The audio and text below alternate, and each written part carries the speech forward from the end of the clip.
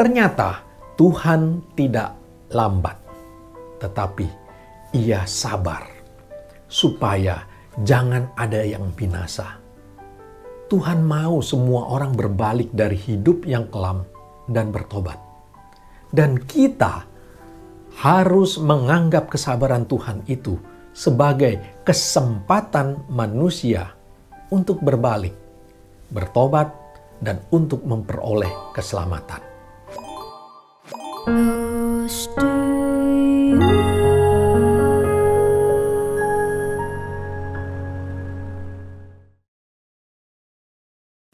Shalom, selamat pagi Bapak Ibu yang terkasih dalam Tuhan. Kembali kita berjumpa di dalam acara Close to You, di mana kita bisa merenungkan firman Tuhan yang akan terus membangkitkan iman percaya kita kepada Tuhan kita Yesus Kristus. Dan judul renungan firman Tuhan pada pagi hari ini adalah Allah mengasihi semua manusia. Di dalam kehidupan kita ini seringkali kita meminta supaya Tuhan menghukum semua orang jahat di muka bumi ini. Bahkan mereka ternyata ada di sekitar kita. Dan kita bertanya, mengapa Tuhan tidak menghukum mereka? Bukankah kejahatan mereka sudah dapat menjadi alasan untuk Tuhan menghukum mereka? Mari kita baca firman Tuhan di dalam Yehezkiel 33 ayat yang ke-11. Yehezkiel 33 ayat yang ke-11. Katakanlah kepada mereka, demi aku yang hidup, demikianlah firman Tuhan Allah. Aku tidak berkenan pada kematian orang fasik, melainkan aku berkenan pada pertobatan orang fasik itu, dari tingkah lakunya supaya ia hidup. Bertobatlah dari hidupmu yang jahat itu.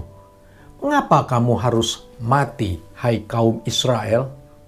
Dari ayat ini, ternyata Allah tidak mau orang fasik itu mati. Allah tidak menghendaki manusia mati. Tetapi Allah berkenan pada pertobatannya. Ingatlah, ketika Allah menyayangi 120.000 orang lebih dari penduduk Niniwe yang jahat, di mana melalui peringatan Nabi Yunus, justru mereka menjadi bertobat. Allah mengasihi dan Allah mencintai semua umat manusia. Dan hal ini dicatat di dalam firman Tuhan di 1 Timotius 2 ayat 3 dan ayat 4. Mari kita baca 1 Timotius 2 ayat 3 dan ayat yang keempat.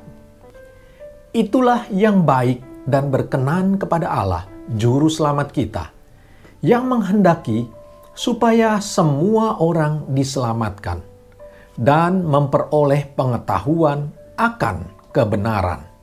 Jadi inilah kehendak Allah kita, yaitu supaya semua orang beroleh keselamatan.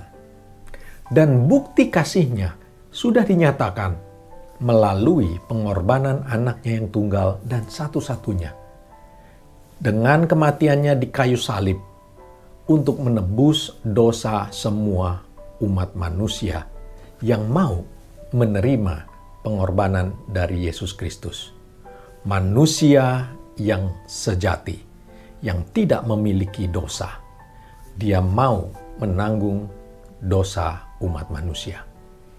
Kita sering bertanya, mengapa Tuhan begitu lambat menghukum orang-orang jahat? Dan di dalam firman Tuhan di 2 Petrus 3 ayat 9 dan ayat 15 mengatakan demikian. Mari kita baca 2 Petrus 3 ayat 9 dan 15. Ayat yang ke-9. Tuhan tidak lambat menepati janjinya, sekalipun ada orang yang menganggapnya sebagai kelambatan. Tetapi Ia sabar terhadap kamu, karena Ia menghendaki supaya jangan ada yang binasa, melainkan supaya semua orang berbalik dan bertobat. ayat yang ke-15, anggaplah kesabaran Tuhan kita sebagai kesempatan bagimu untuk beroleh keselamatan, seperti yang telah dituliskan kepadamu oleh Paulus, saudara kita yang terkasih, sesuai dengan hikmat yang dikaruniakan kepadanya. Ternyata Tuhan tidak lambat, tetapi Ia sabar, supaya jangan ada yang binasa. Tuhan mau semua orang berbalik dari hidup yang kelam dan bertobat. Dan kita harus menganggap kesabaran Tuhan itu sebagai kesempatan manusia untuk berbalik, bertobat, dan untuk memperoleh keselamatan. Nah, bagaimana dengan kita yang sudah beriman dan diselamatkan? Jangan diam saja. Mari kita kabarkan berita keselamatan itu supaya semakin banyak orang yang bertobat, menerima Yesus sebagai juru selamatnya, dan mereka beroleh keselamatan. Demikianlah renungan firman Tuhan tentang Allah mengasihi semua manusia. Tuhan Yesus memberkati kita semua. Kita tundukkan kepala, kita berdoa. Ya Tuhan, terima kasih atas berkat firman-Mu. Walaupun cukup singkat, tapi kami boleh diingatkan. Ampuni kami ya Tuhan, seringkali kami menginginkan orang-orang yang jahat itu untuk segera Engkau hukum.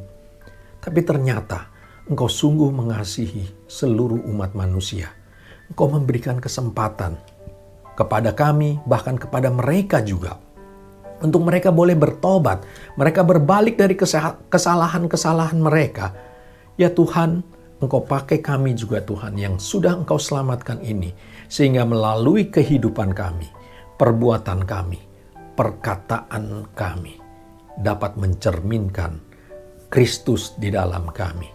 Sehingga melalui kehidupan kami, akan banyak orang mengenal Tuhan Yesus sebagai Juru Selamat kami. Dan mereka pun bisa menerimanya dan mereka memperoleh keselamatan. Terima kasih ya Tuhan, terima kasih Roh Kudus atas segala berkat firman-Mu dalam kehidupan kami. Di dalam nama Tuhan Yesus kami sudah berdoa dan kami mengucap syukur. Amin. Demikianlah renungan firman Tuhan pada pagi hari ini. Tetap kita menjaga diri kita supaya kita dapat terus mengenal akan kehendak Tuhan dalam kehidupan kita. Sampai jumpa di acara Close to You berikutnya. Tuhan Yesus memberkati kita semua. Close to You.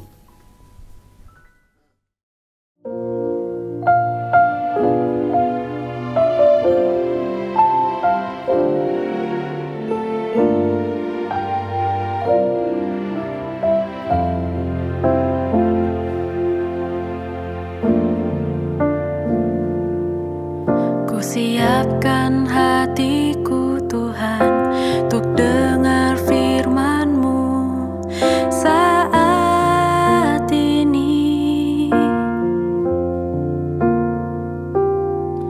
Ku sujud menyembah-Mu Tuhan dalam hadirat-Mu saat ini.